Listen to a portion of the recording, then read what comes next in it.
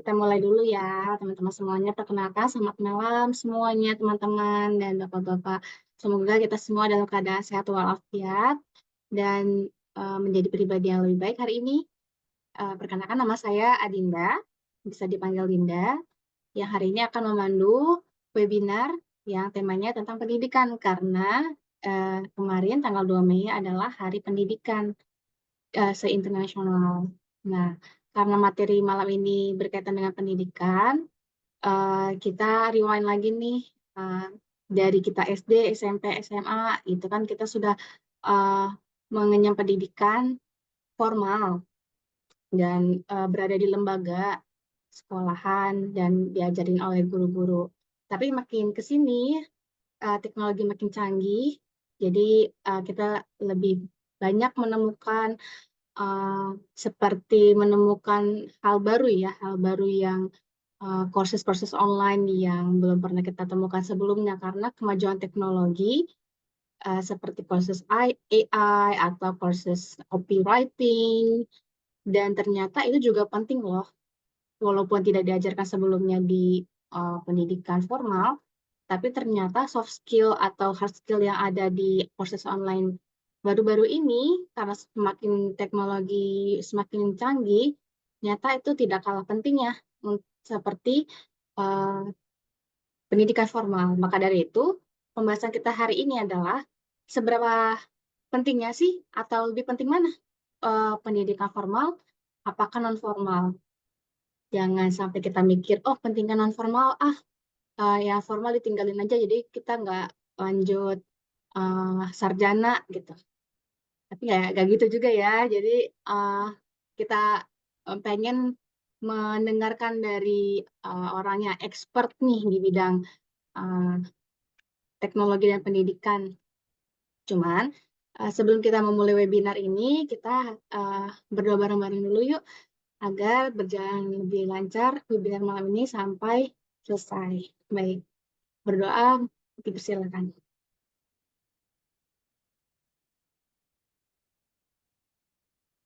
Baik, berdoa selesai. Oke. Nah, karena partisipansnya ini banyak nih ya, ada lima orang.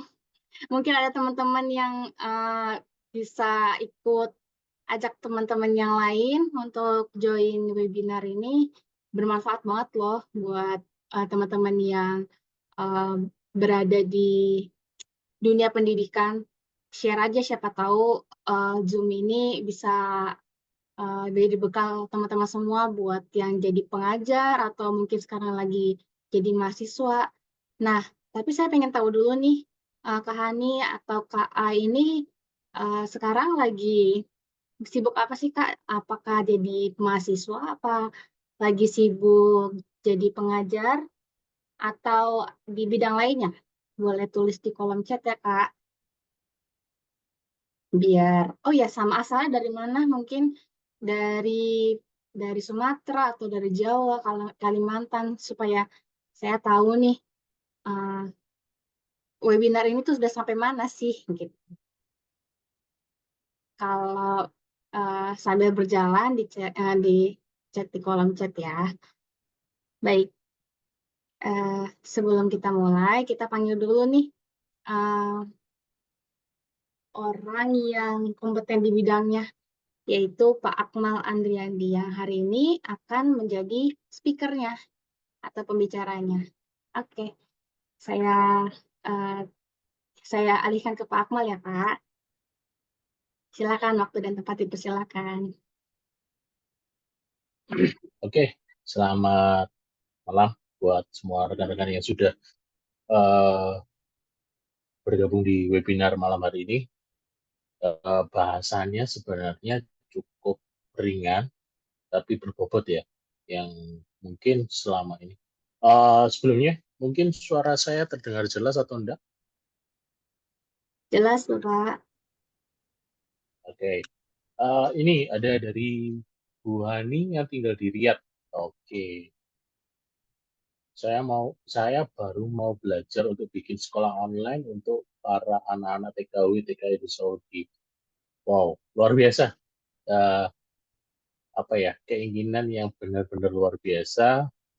Sekolah online itu kayak kalau kita tahu banyak sudah diiklankan di mungkin media sosial kita, di Instagram ataupun di Facebook, ada banyak sekali sekarang universitas yang membuka kelas online ya, kayak Oxford University, ada dari BINUS, dan dari berbagai universitas.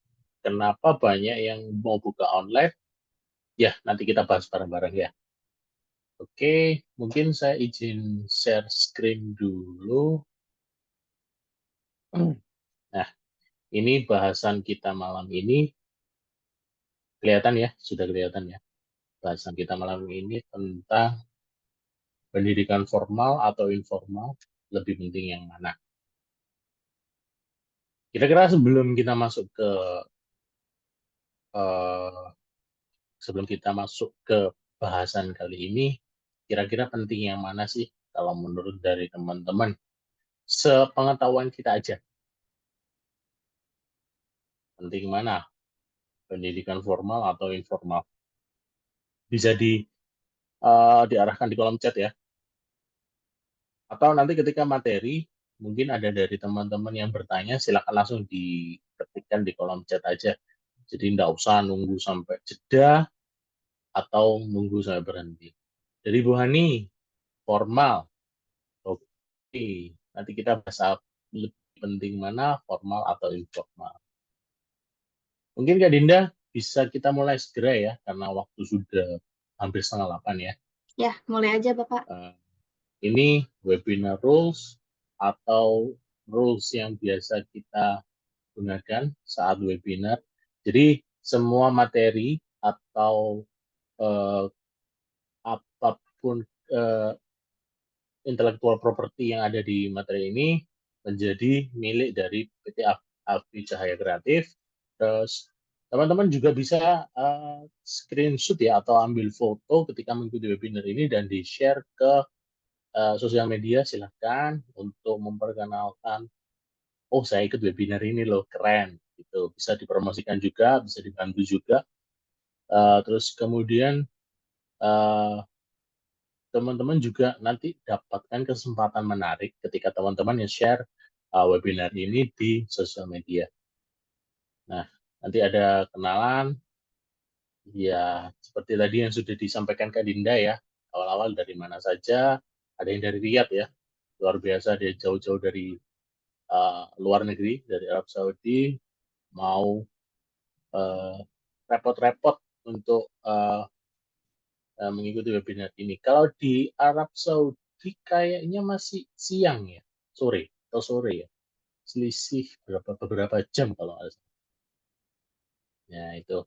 Terus nanti ada promo-promo menarik ya dari Cacida AI dan Alfi Cahaya Kreatif. Kemudian ada produk digital gratis, totalnya 3 jutaan, banyak. Sebenarnya banyak benefit yang dapat kita berikan, mulai dari kita, kan kalau teman-teman di sini ikut kan sudah masuk grup ya. Nah, nanti bisa sharing-sharing di grup itu. Jangan khawatir, nanti kita bantu untuk uh, mem, memperkaya sana keilmuan kita. Oh, mundur 4 jam. Berarti kalau di sini jam 7:30, di sana 4:30. Betul ya? 5, oke. Lumayan jauh sih. Untuk Kak Ai tadi videonya patah-patah, apakah di aku saja? Mungkin tadi dari Kak Dinda mungkin ada kendala di jaringan ya, jadi kelihatan patah-patah. Kalau untuk dari teman-teman, video saya patah-patah enggak? Kalau kalau patah-patah pun enggak masalah, yang penting audionya jelas ya. Nah, ini tadi Bu Hani sudah menjelaskan dari Riyadh. Kalau Kak Ai tadi dari mana? Kalau boleh tahu.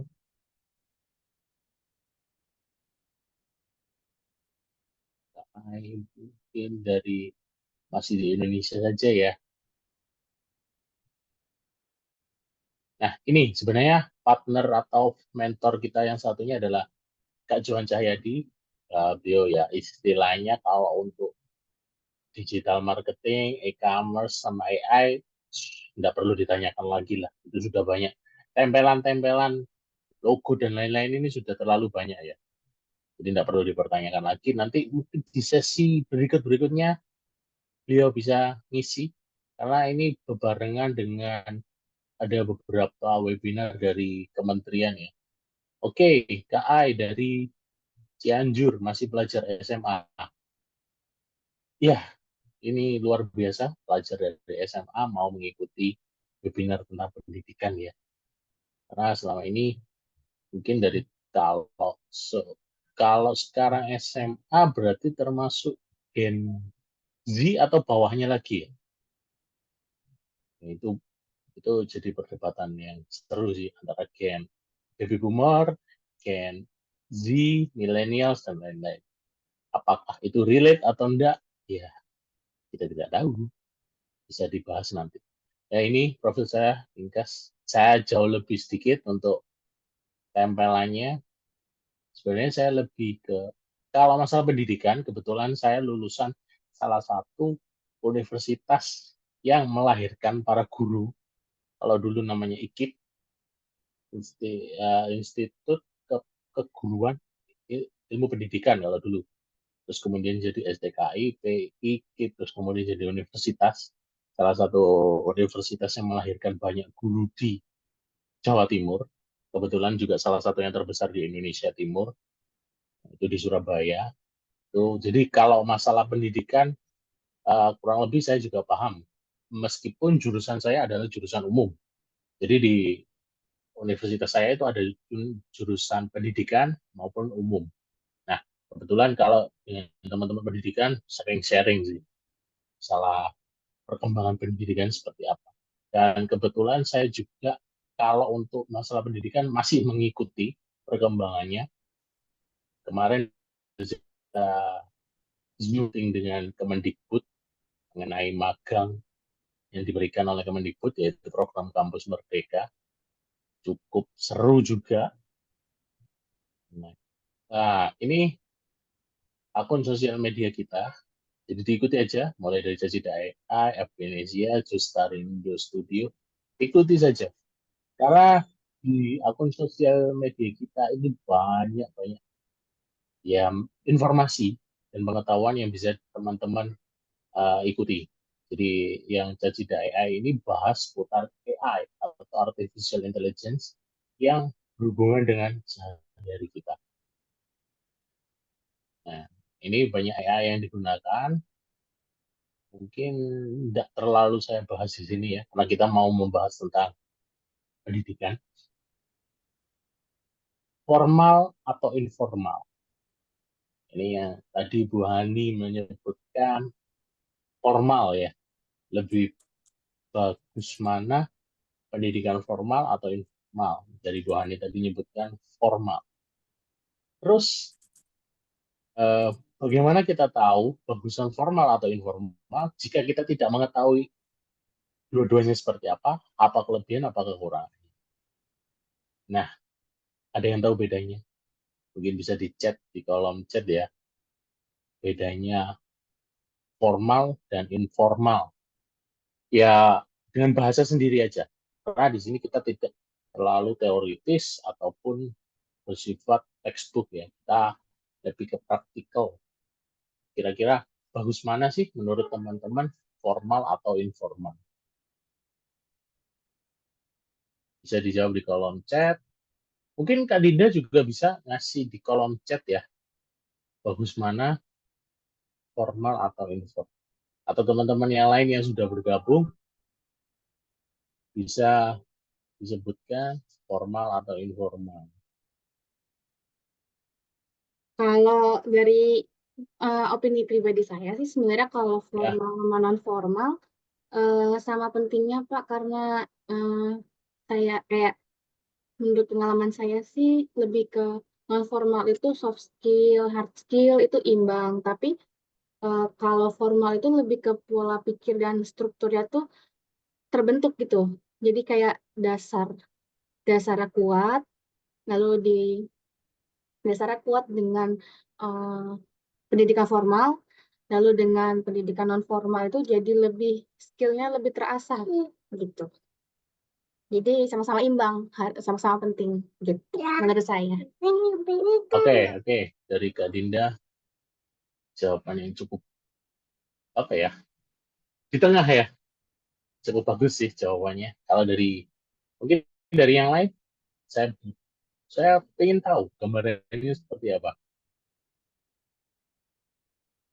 Ijazah ya dari Bu Hani, ijazah yang membedakan.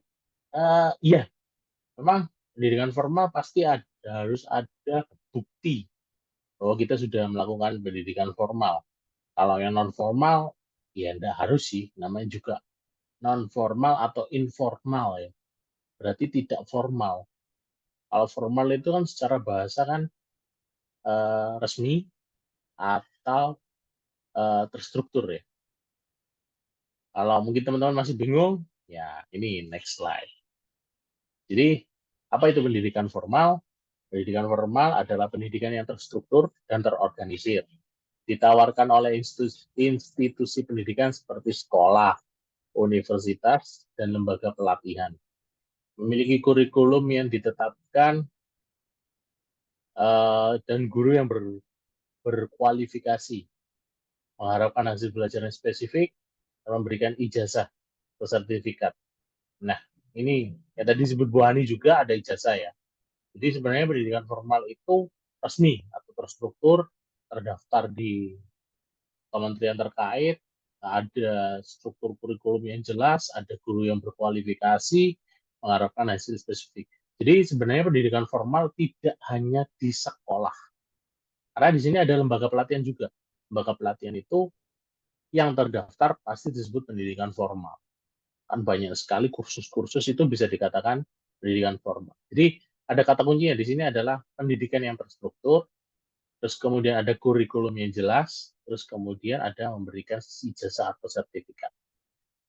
Terus kemudian apa itu pendidikan informal? Yaitu pembelajaran yang tidak struktur dan tidak terorganisir. Dapat terjadi di mana saja dan kapan saja, tidak memiliki kurikulum yang ditetapkan dan tidak diajarkan oleh guru yang berkualifikasi. Tidak mengharapkan hasil belajar yang spesifik, tidak memberikan ijazah atau sertifikat. Ibaratnya pendidikan informal adalah kebalikan dari pendidikan formal. Jadi tidak perlu ijazah ataupun sertifikat. Bisa jadi ketika kita melihat video tutorial di YouTube, di Instagram, ataupun di TikTok, itu termasuk kita melakukan pendidikan informal. Atau ketika kita belajar, mungkin ada kelompok belajar di desa kita. Jadi ada yang punya apa ya? Kalau di desa itu, kalau kalau di tempat saya itu ada desa itu punya perpustakaan desa, namanya perpusdes ya, atau taman taman baca ya, atau taman baca di desa. Kadang-kadang kan ada taman baca, ada sebuah komunitas yang mempunyai bu apa ya, buku yang mana di situ juga dia diajarkan tentang ilmu dari buku tersebut.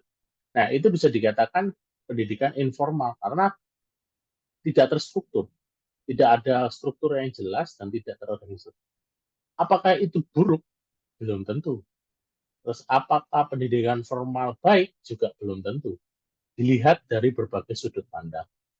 Kebetulan saya juga kalau masalah perpustakaan ya, kalau tadi kan masalah pendidikan, kalau lebih ke perpustakaannya saya dulu pernah menjadi ini fasilitator perpustakaan desa yang dulu kerjasama dengan Coca-Cola Foundation.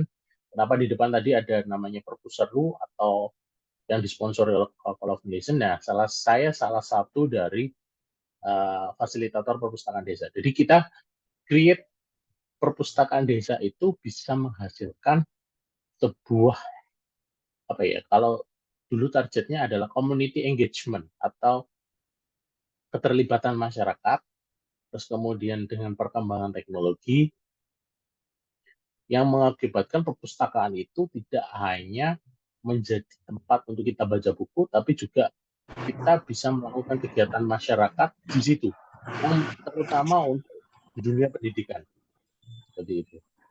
Jadi dulu kita create itu perpustakaan nggak hanya tempat untuk kita baca. Kalau mungkin kita tahu perpustakaan hanya untuk baca ya. Perpustakaan juga bisa disebut pendidikan informal karena tidak ada terorganisir dan tidak mengeluarkan sertifikat ijazah. Nah, dulu itu sebenarnya program dari Bill and Melinda Gates Foundation. Ya kita tahu kan Bill Gates yang memiliki Microsoft itu dulu membuat inisiasi program yang nama Perpustakaan itu untuk mengembangkan perpustakaan. Jadi perpustakaan nggak hanya tempat untuk membaca, tapi bisa digunakan untuk berkegiatan. Dulu kita buat perpustakaan itu menjadi tempat bedah buku, pelatihan teknologi, pelatihan UMKM, bahkan kita buat yang tidak ada hubungannya dengan teknologi, yaitu pameran reptil. Tidak ada hubungan teknologi, tapi kita melibatkan komunitas atau masyarakat yang ada di sekitar kita. Kenapa? Tujuannya adalah untuk meramaikan perpustakaan. Itu mungkin salah satu bentuk dari pendidikan informal. Kalau pendidikan formal, ya saya yakin teman-teman juga sudah mengalami atau sedang mengalami pendidikan formal. Ya, karena kan kita harus masuk pagi, mengerjakan tugas, terus kemudian kita harus mendengarkan guru, kita harus melakukan asesmen, penilaian, nanti setelah kita lulus dapat ijazah. Nah, itu pendidikan formal.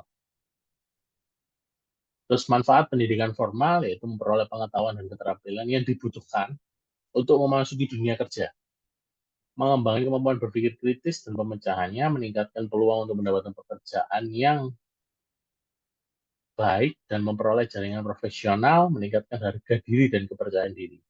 Mungkin untuk memperoleh pengetahuan dan keterampilan yang dibutuhkan untuk memasuki dunia kerja, di pendidikan informal pun bisa.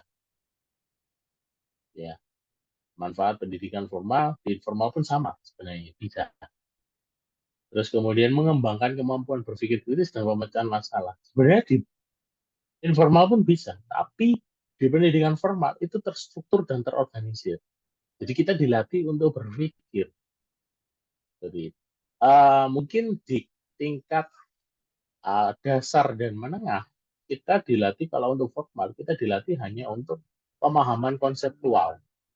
Bahkan sampai pendidikan menengah atas itu kita masih dilatih untuk pemahaman konseptual sampai di tingkat strata 1, ya. Strata 2 pengujian teori, terus kemudian strata 3 pembuktian teori. Jadi ada sebenarnya terstruktur, makanya terstruktur kan mulai dari bawah sampai ke atas. Tapi kalau mungkin kita lihat di dunia barat atau di dunia yang sudah di negara yang sudah maju, beda, struktur pendidikannya juga akan berbeda. Mungkin dari SD atau dasar itu diajari tentang basic dari kebutuhan masyarakat pada umumnya, mulai attitude, perilaku, kedisiplinan, dan yang dasar sebagai fondasi bermasyarakat. Terus kemudian ketika pendidikan menengah baru pemahaman konseptual, setelah itu baru pengujian teori. Bahkan beberapa sekolah ataupun institusi pendidikan formal sudah menerapkan bagaimana kita mengembangkan kemampuan berpikir kritis dan pemecahan. Karena seringkali ini pengalaman saya. Saya belum tahu, Pak. Saya belum tahu juga, mungkin dari teman-teman yang lain bisa memberikan pandangan juga. Rata-rata sekolah di Indonesia itu masih apa ya? Kita belajar teori, mau textbook, baru dikasih masalah, dan masih ada kita tidak dibiarkan berpikir sebebas-bebasnya. Masih ada batasan. Jadi ketika masalah ini harusnya jawabannya ini. Kita masih belum diberikan kewenangan untuk memilih, misalnya masalah A, solusinya A.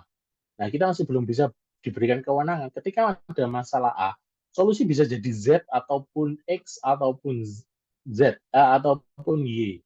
Nah, ketika kita terjun ke masyarakat, masalah A ini bisa diselesaikan dengan berbagai macam pemecahan masalah.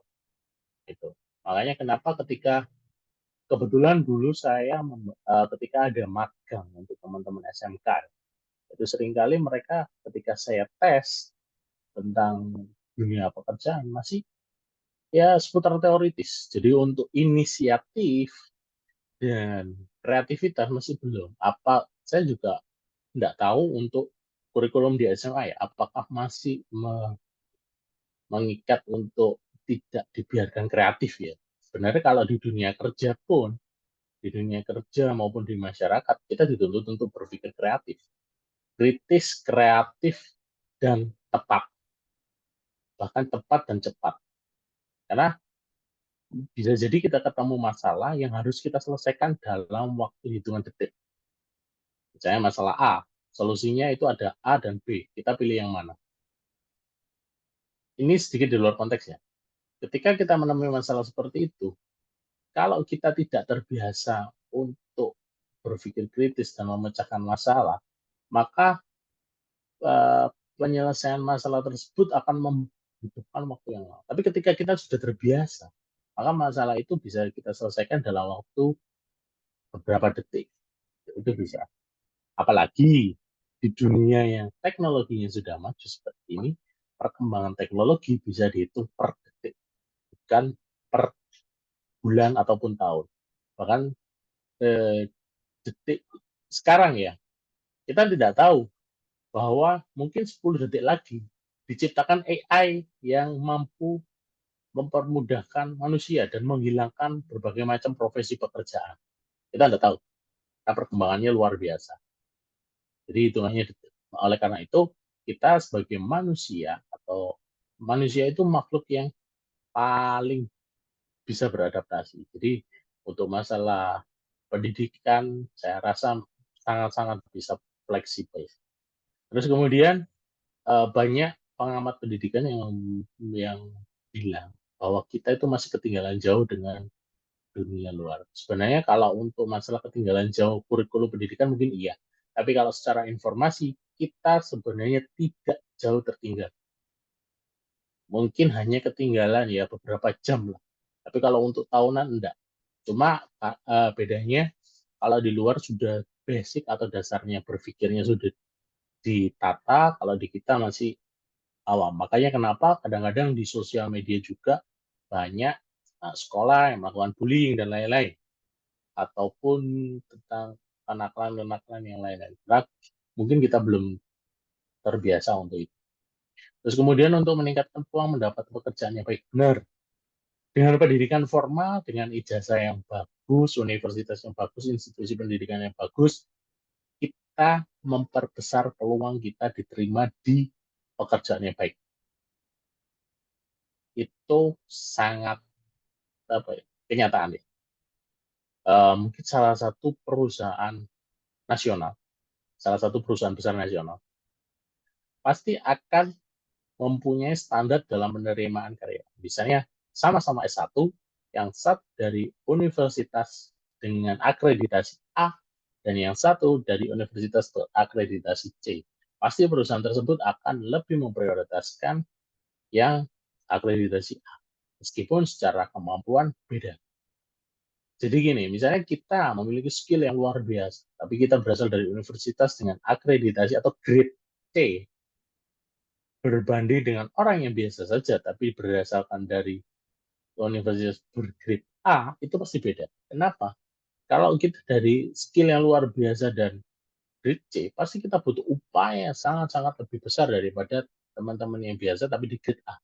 Karena standarisasi dari grade A dan grade C itu tidak sama. Di situ.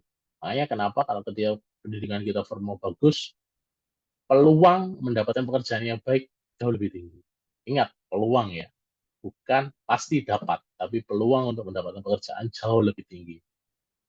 Orang S1 ketika menjadi karyawan misalnya di bank, pasti jauh dipilih lulusan S1 daripada lulusan misalnya SMA atau SMK. Itu bukan berarti saya mengecilkan yang lulusan SMA atau SMK.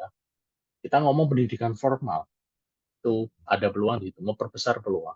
Terus kemudian memperoleh jaringan profesional, iya. Karena rata-rata misalnya anak dari orang profesional itu pasti disekolahkan di sekolah formal yang profesional juga.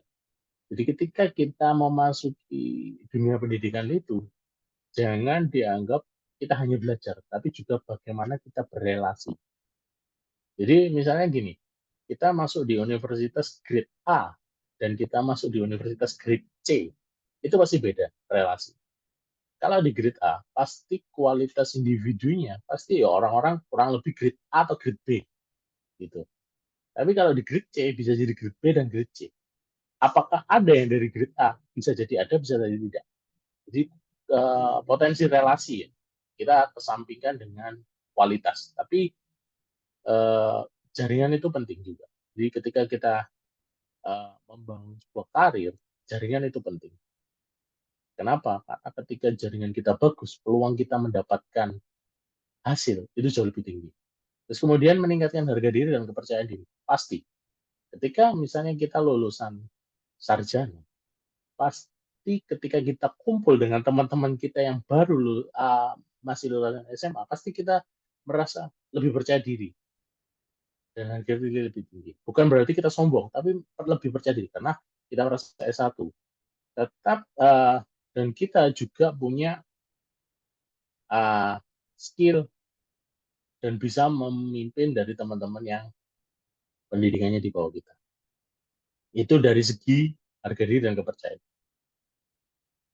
Terus kemudian untuk teman-teman kalau ada yang ditanyakan langsung di chat aja, nggak apa-apa, di sambil mendengarkan sambil bertanya itu tidak apa-apa. Terus kemudian ada manfaat pendidikan informal, mempelajari hal baru yang menarik bagi Anda, meningkatkan keterampilan dan pengetahuan Anda, tetap up to date dengan tren terbaru, bertemu orang baru dan membangun jaringan, membanggakan diri secara pribadi. Jadi sebenarnya seakan-akan di sini dibedakan formal dan informal. Gap-nya terlalu tinggi.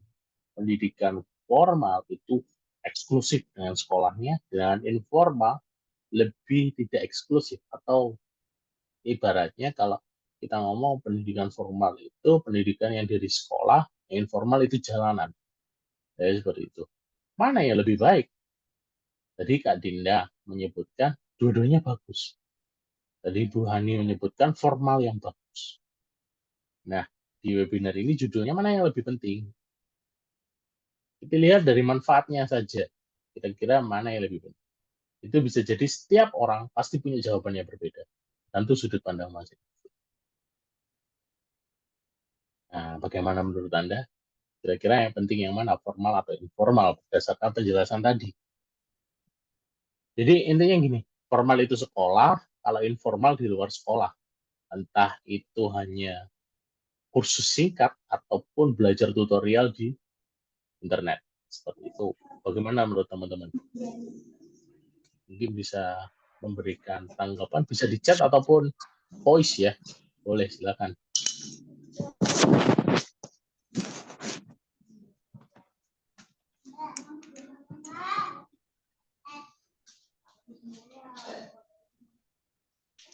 Ada tanggapan yang lain? Silakan. Atau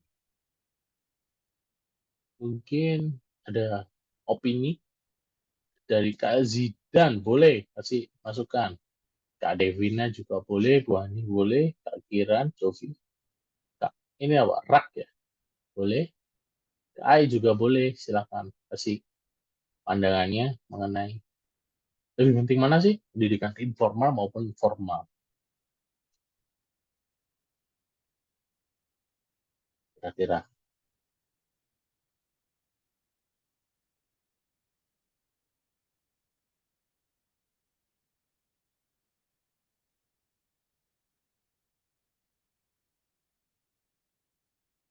Oh, ada tanggapan. Kita lihat dari Kak Zidan.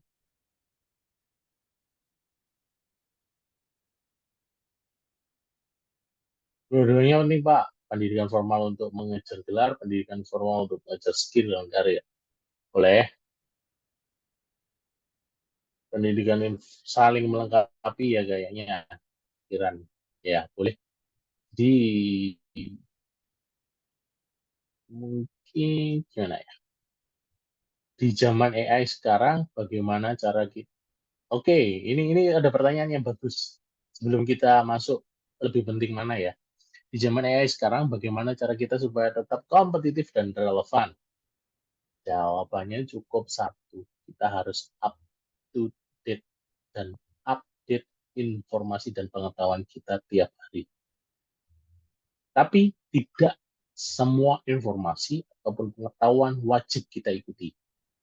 Kira-kira yang menurut teman-teman atau dari Bu Hani, yang pengetahuan atau informasi yang Bu Hani butuhkan itu apa, ya itu aja yang diupdate. Karena kalau kita belajar terlalu banyak, justru itu tidak efektif dan tidak efisien. Kalau perlu kita fokus. Misalnya, Bu Hani kan ingin membuka sekolah online ya untuk teman-teman dari Indonesia yang ada di Riyadh ya. Itu aja yang dipelajari. Bagaimana teknis, bagaimana kita membuka sekolah itu harus infrastrukturnya seperti apa, kita update terus informasinya, perizinannya, dan lain-lain. Bagaimana meng-hire guru, bagaimana meng-hire mentor, meng-hire tutor untuk bisa bergabung di sekolah online kita. Terus kemudian bagaimana mendapatkan biayanya, bagaimana kita menarik fee dari jasa kita, terus kemudian apa yang harus kita siapkan, itu aja difokuskan. Atau yang berhubungan dengan pendidikan online, itu aja difokuskan. Jadi tidak perlu kita update pendidikan secara keseluruhan. Kalau dari politik dan tidak usah. Cukup kita pelajari apa yang menjadi pokok bahasan. Nah, terus kemudian hubungannya dengan AI. Karena di setiap bidang itu pasti ada AI-nya. Kita tidak perlu belajar semua AI. Yang penting kita tahu apa AI apa yang bisa dipakai untuk menunjang bidang yang kita geluti saat ini. Jadi nggak perlu semuanya dipelajari. Kalau saya lebih ke dunia kreatif, saya pasti belajar tentang AI, masalah generate image, mau tentang ChatGPT, tentang Gemini, itu yang saya pelajari. Jadi update-nya seperti apa saya ikuti. Tetapi kalau AI masalah tentang teknik, tentang robotik, dan lain-lain, saya tidak mengikuti sampai detail. Hanya mungkin, cukup tahu gitu aja. Jadi, untuk tetap kita kompetitif dan relevan, ya update diri.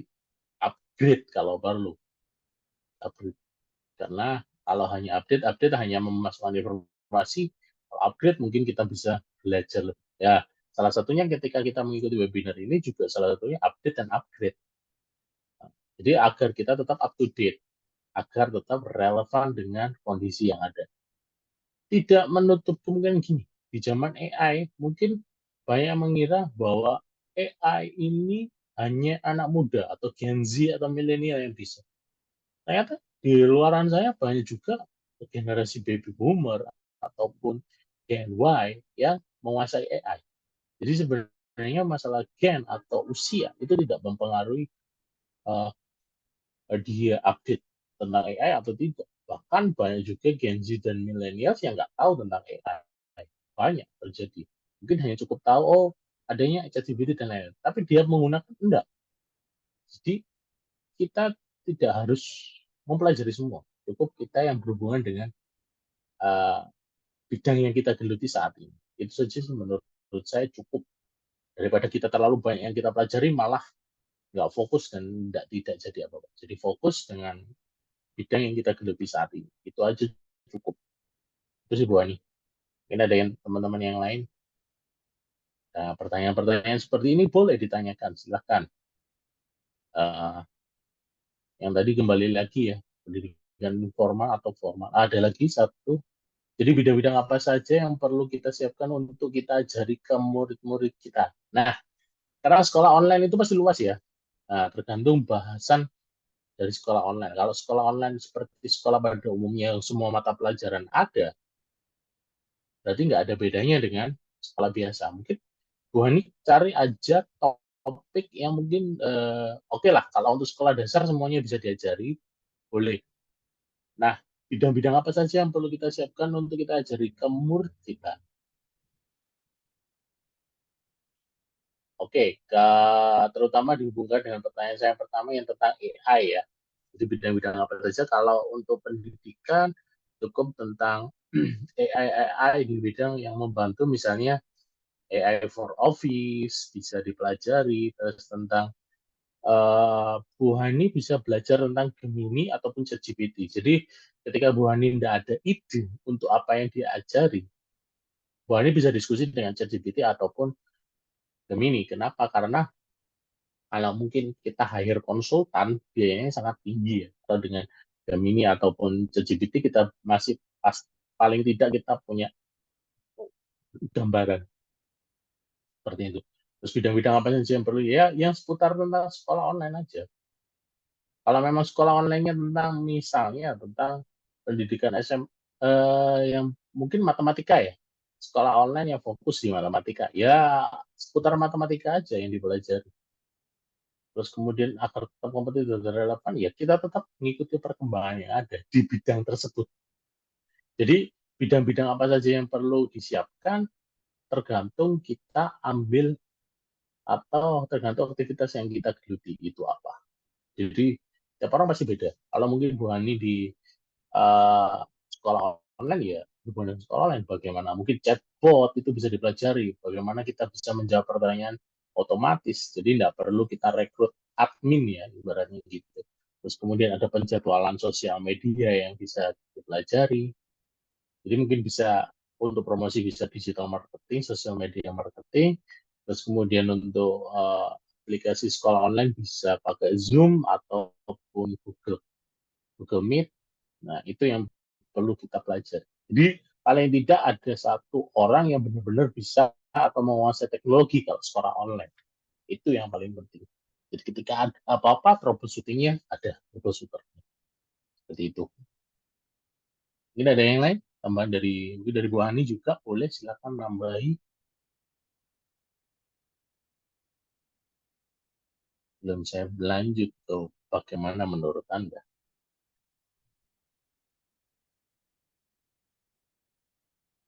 Oh, kalau mau spesifik ya Bu Hani, mungkin nanti bisa DM di Instagram kita di Jajida AI atau bisa chat admin yang di grup untuk mungkin bisa kita sedikit sharing ya, lebih spesifik lagi. Kalau di sini mungkin bahasanya lebih general ya, itu bisa mungkin nanti bisa chat ataupun DM di Instagram Jajida AI, nanti kita coba pecahkan satu persatu ya. Nah, terus bagaimana? Oke, lama-lama guru nggak laku. Ini sebenarnya bukan nggak laku ya.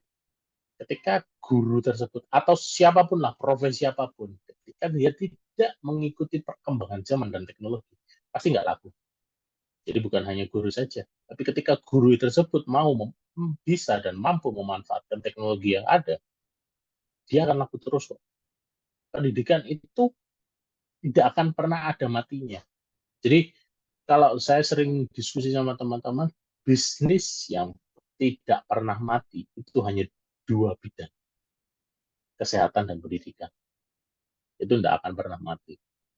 Contoh kalau kita lihat kasus pandemi kemarin, dunia kesehatan juga panen kan.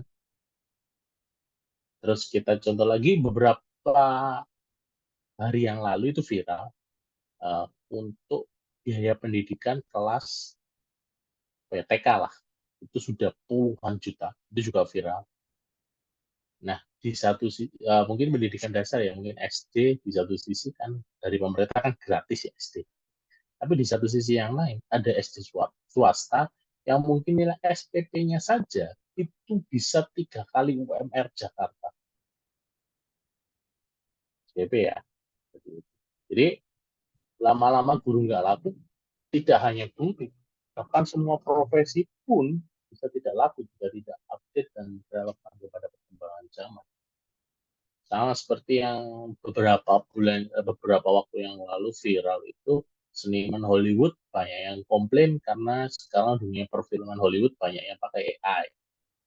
Tuh, jadi mulai film skrip, penulis skrip film, dan editor itu banyak yang komplain karena AI melaksanakan jauh lebih bagus dengan perkembangannya. Bukan tidak mungkin 20 tahun lagi semua akan menggunakan AI.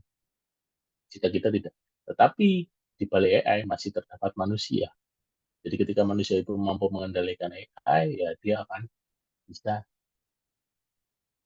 setidaknya eksis lah.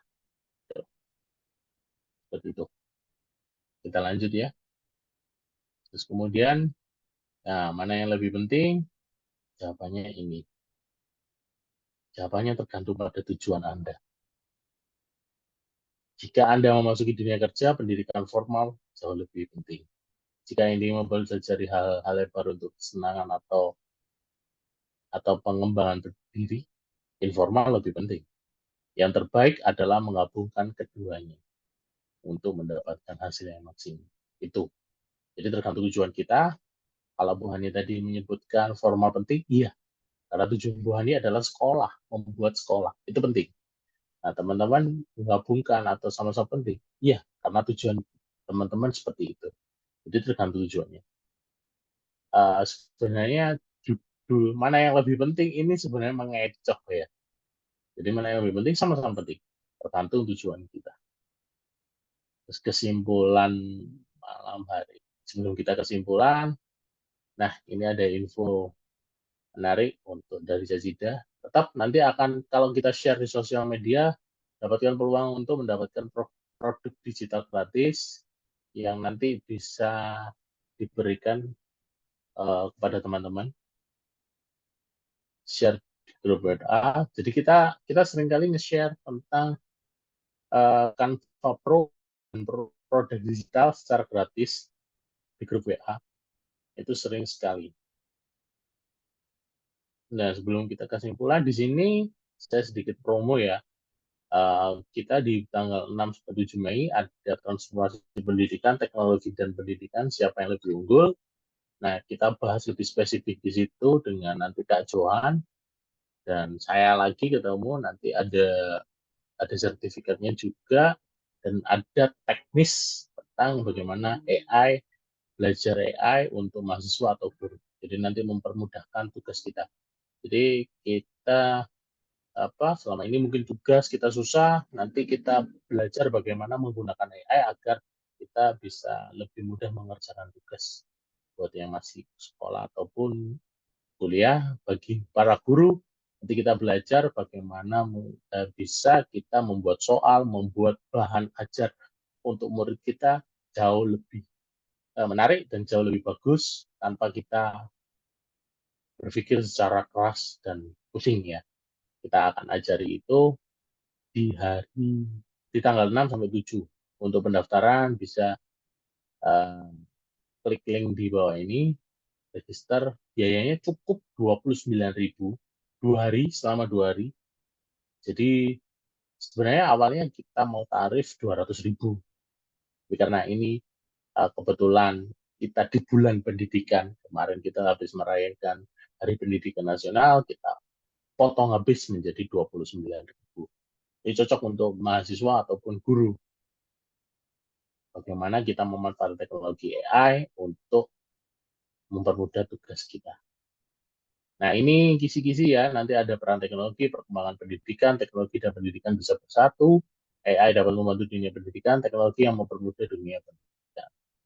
Jadi seperti itu, kesimpulan yang dapat kita berikan adalah ini, baik pendidikan formal dan informal penting untuk pengembangan diri, jenis pendidikan terbaik adalah tergantung pada tujuan dan minat Anda.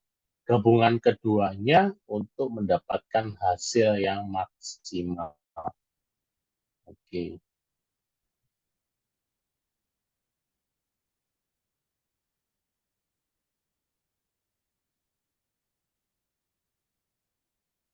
Mungkin ada pertanyaan yang bisa diberikan.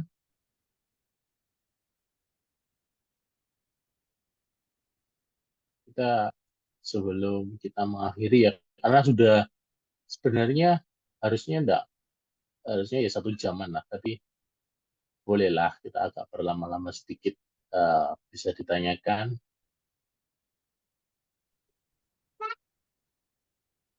Silakan, bisa voice langsung ataupun chat aja, enggak apa-apa.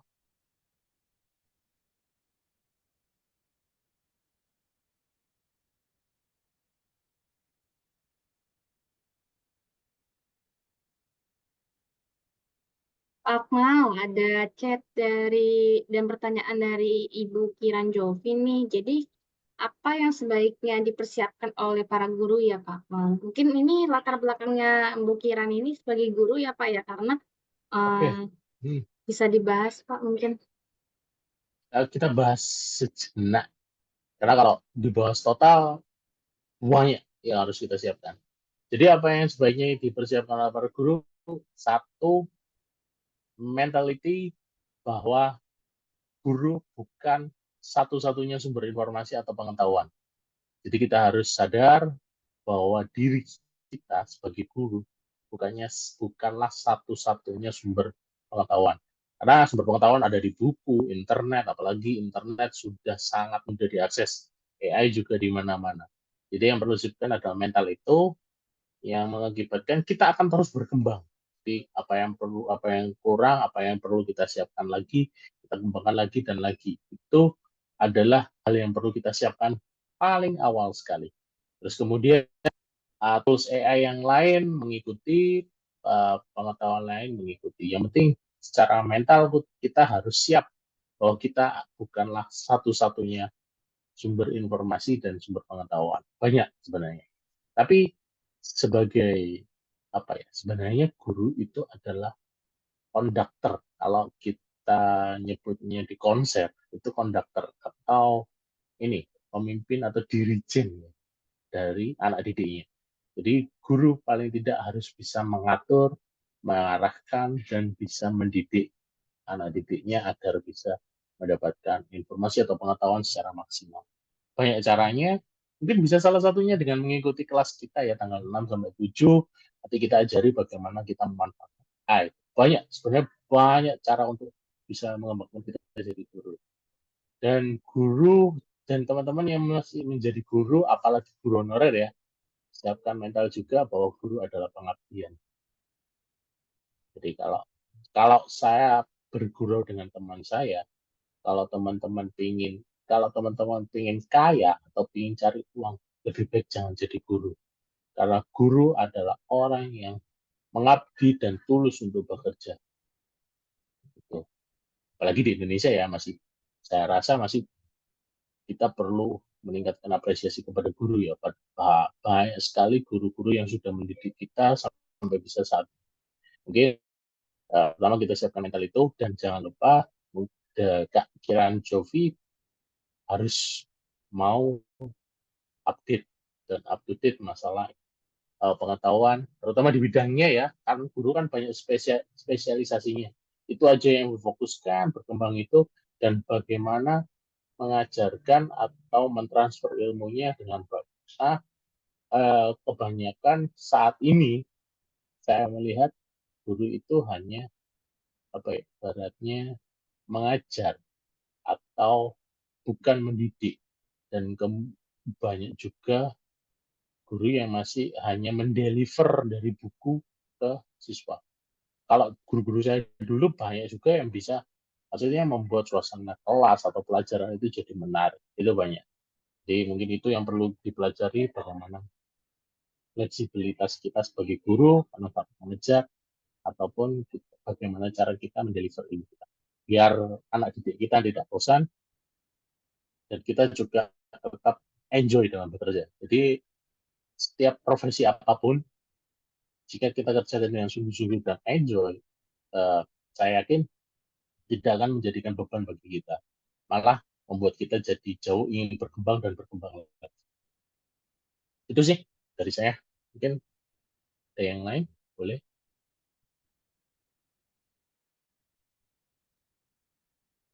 Baik teman-teman, kakak-kakak semua, ada lagi yang ingin ditanyakan?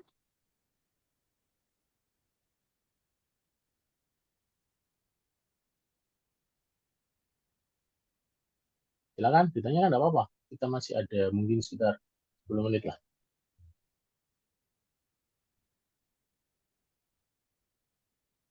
Boleh bertanya. Tentang misalnya, nah ini ini pertanyaan mungkin Kak Dinda bisa bantu jawab. Ada sertifikatnya enggak? Untuk Kak Kira, sertifikatnya webinar ini ada. Sertifikatnya nanti kita share link absennya. Nanti kakak bisa isi dulu absen, nanti akan ada uh, keterangan lebih lanjut mengenai sertifikatnya itu. Nanti saya ketik dulu di kolom chat ya. Hmm. Ada lagi yang ditanyakan? Silakan, mumpung kita bisa enjoy di kelas ini. Sebenarnya pertanyaan dari Kak Kira ini mewakili para guru-guru, keresahan guru-guru juga ya Pak. Kalau saya juga sebenarnya kan sambil jadi guru piano juga. Setelah Hmm, melihat fenomena di Indonesia ini emang lama-kelamaan kok banyak guru yang underpaid ya Pak. Jadi di Indonesia kurang sejahtera lah untuk dari segi penghasilan untuk guru. Benar tadi kata Pak Akmal, kalau mau kerja di orang kaya ya jangan jadi guru karena pengabdian guru itu. Jadi kalau dari sisi saya memang kalau saya jadi guru piano lebih ke mendidik secara moral, maksud saya tuh lebih mendidik, nggak hanya mentransfer ilmu aja, tapi beban tanggung jawab untuk mengajarkan dan mendidik moral itu jauh lebih besar Pak pundaknya nih, beban di pundak ini gitu. Jadi eh, saya paham berada di sisi Kak Kiran ini gitu. Mudah-mudahan setelah ini pemerintah mungkin akan ngelihat lagi eh, pendidikan di Indonesia eh, baiknya gimana, apalagi harusnya guru juga disejahterakan gitu ya Pak Akmal. Kalau menurut Pak Akmal gimana?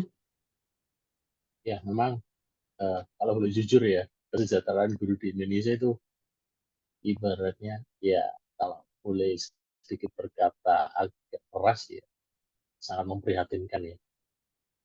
Nah, apalagi kita tahu beban, benar kata Kak Dinda ya, beban sebagai seorang pendidik ya, itu jauh lebih luar biasa, tidak hanya kembali lagi saya sampaikan tadi, tidak hanya mengajar tapi juga mendidik, karena kalau mendidik kan kita juga memberikan eh, pengaruh-pengaruh yang baik dari segi moral, dan kita juga punya tanggung jawab itu sebagai tenaga pendidik. Jadi kebanyakan, karena gini, kebanyakan orang tua kalau kita sudah menyekolahkan anak, sudah istilahnya pasrah 100% ke sekolah.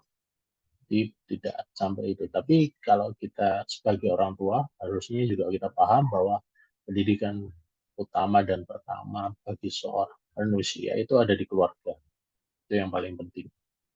Jadi ketika uh, semua, ketika sudah di sekolah, itu sudah baru pendidikan secara teknis. Kalau pendidikan mengenai agama, moral, dan attitude ada di keluarga nomor satu.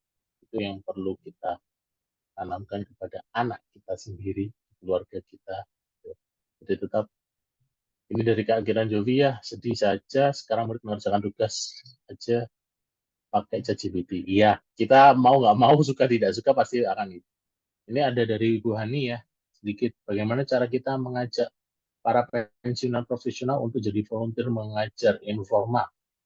Nah, ini sebenarnya kalau saya menjawab apa ya, empat ya, sebenarnya nanti sebenarnya tugasnya Kak Johan ini untuk bagaimana cara mengajak pensiunan profesional.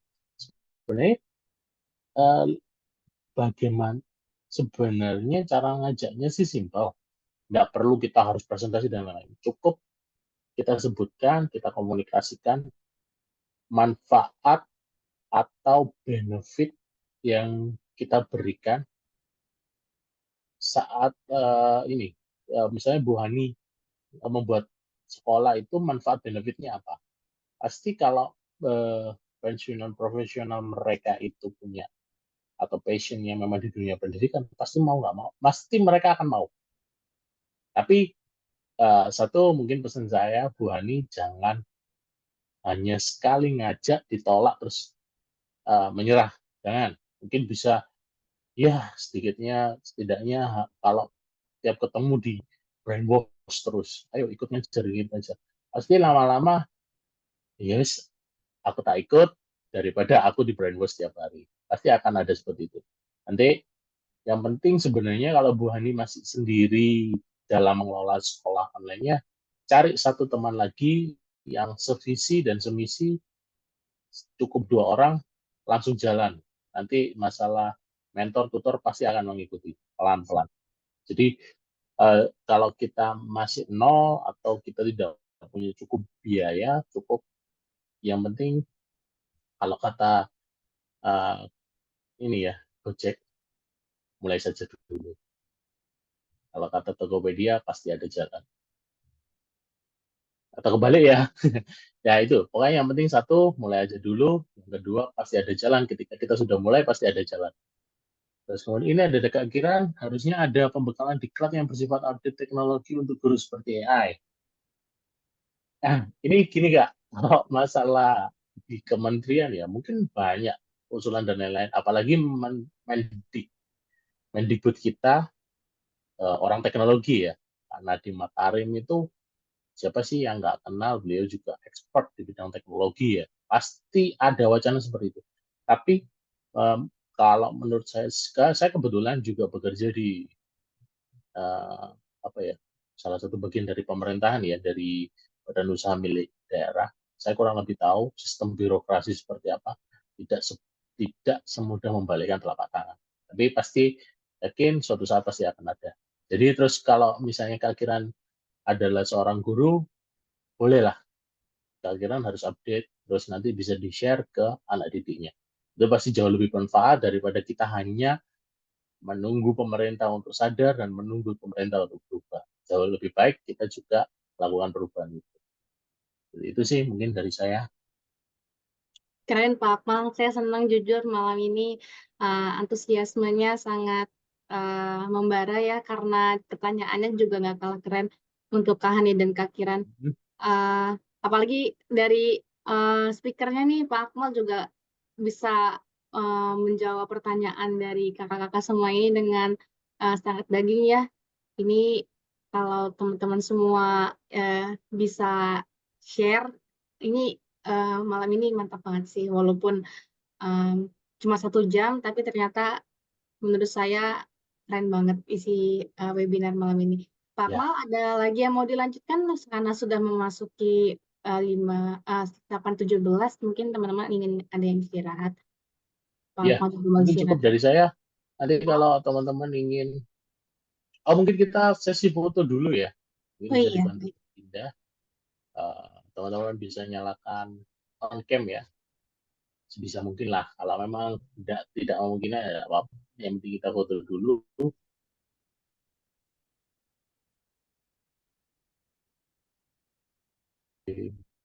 Mungkin bisa dibantu Kak Dinda. Iya, baik. Saya screenshot aja ya Pak. Tunggu sebentar. Ya,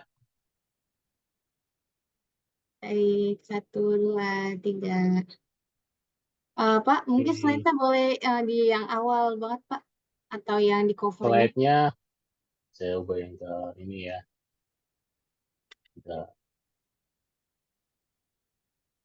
ini. Ya, baik.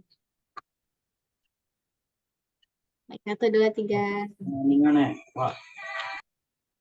Sudah?